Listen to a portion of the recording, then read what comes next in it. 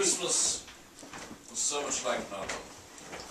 In those years around the Seatown quarter, now, without a voice sound, except for the distant speaking of the voices I sometimes hear a moment or two before sleep, that I can never remember whether it snowed for 6 days and 6 nights when I was 12, or whether it snowed for 12 days and 12 nights when I was 6.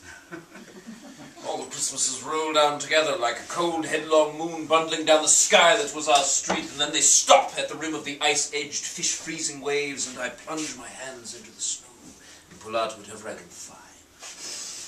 In goes my hand into that wool-white, bell-tongued ball of holidays, resting at the rim of the carol-singing sea, and out comes Mrs. Prothero and the fireman.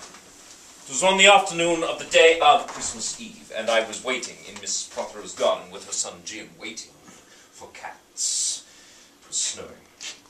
It was always snowing at Christmas.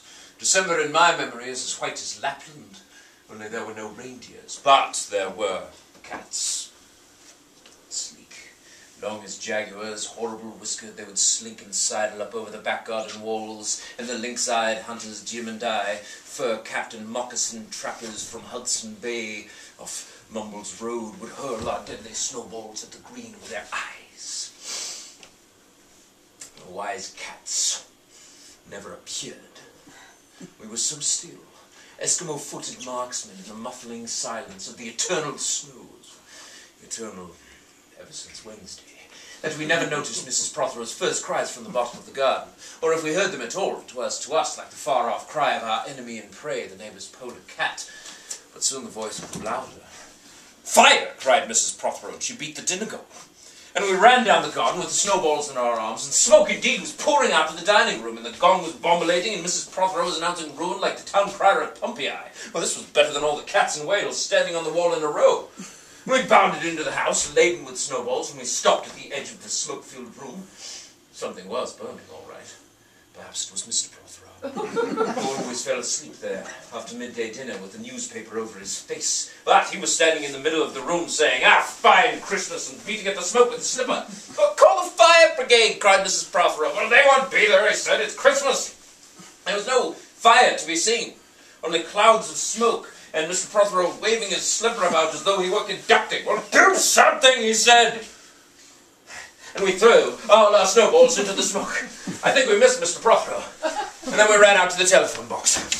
"Let's call the police as well," said Jim. "And the ambulance. And Ernie Jenkins, he likes fires." But we only called the fire brigade, and soon 3 tall men in shining helmets arrived in the fire engine and dragged their large hose into the house, and Mr. Prothero got out of the way just in time before they turned it on. Nobody could have had a noisier Christmas Eve.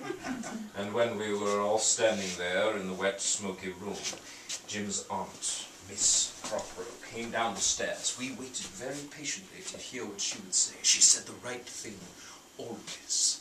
She came down the stairs, walked in, saw the 3 tall firemen standing there among the smoke and cinders and dissolving the snowballs, and she said,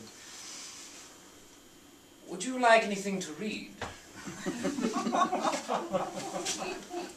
Years and years ago, when I was a boy, when there were wolves in Wales, and birds the colour of red flannel petticoats whisked past the harp-shaped hills, when we sang and wallowed all day and night in caves, and smelt of damp Sunday afternoons in front farmhouse parlours, when we chased with the jawbones of deacons the English and the bears, before the motor car, before the wheel, before the Duchess-faced horse, when we rode the daft and happy hills bareback, it snowed and snowed. But here a young boy says, "It snowed last year too. I made a snowman and me brother knocked it down, and then I knocked me brother down, and then we had tea." That was not the same snow, I would say. Not only was our snow shaken from whitewashed buckets down the sky, it came shoaling out of the ground. Snow swam out of the arms and hands and bodies of the trees. Snow grew overnight on the roofs like a pure grandfather moss, minutely ivoried the back garden walls, finally settling on the postman, opening our gate like a dumb, numb thunderstorm of white-torn Christmas cards. Well, that postman then, too. With wind-cherried noses and sprinkling eyes, they walked up to the doors and mittened on them manfully. But all that the children could hear was the ringing of bells. You mean the postman went rat-a-tat-tat-tat and the doorbells rang?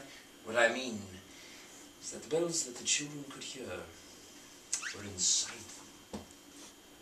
I only hear thunder sometimes, never bells. There were church bells, too. Inside them? No, in the black snow-white belfries. Tugged by bishops and storks, they rang their tidings out over the bandaged town, over the powder and ice cream hills. It seemed to me that all the churches boomed for joy under my window, and the weathercock crew for Christmas on our fence. Get back to the postmen. Oh!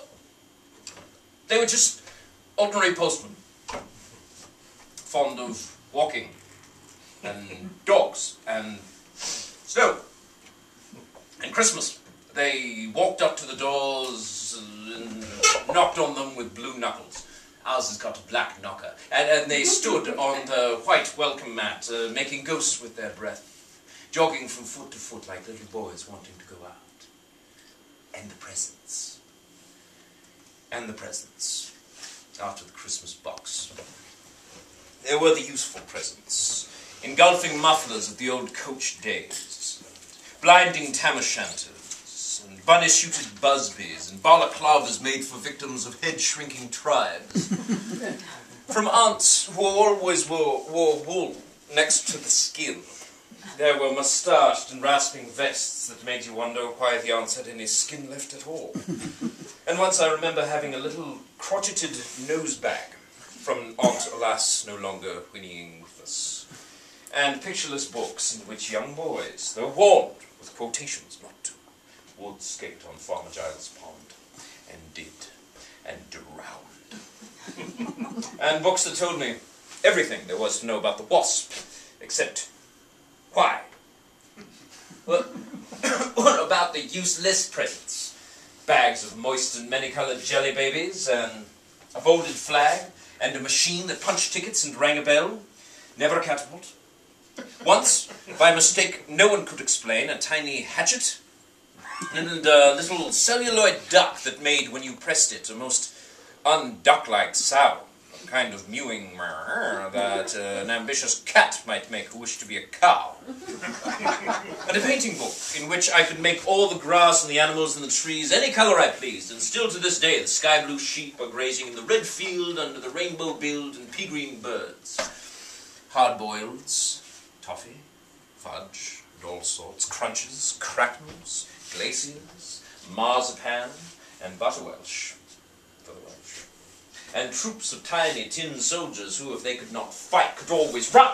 And snakes and families and happy ladders and easy hobby games for little engineers, complete with instructions. Easy for Leonardo. And a whistle to make the dogs bark. Make the old man wake up next door and pound on the wall with his stick and shake our picture off the wall. And a packet of cigarettes. You put one in your mouth and stood for hours on the street corner waiting in vain for an old lady to come along and scold you for smoking a cigarette. And then with a smoke, you ate it. And then it was breakfast under the balloons.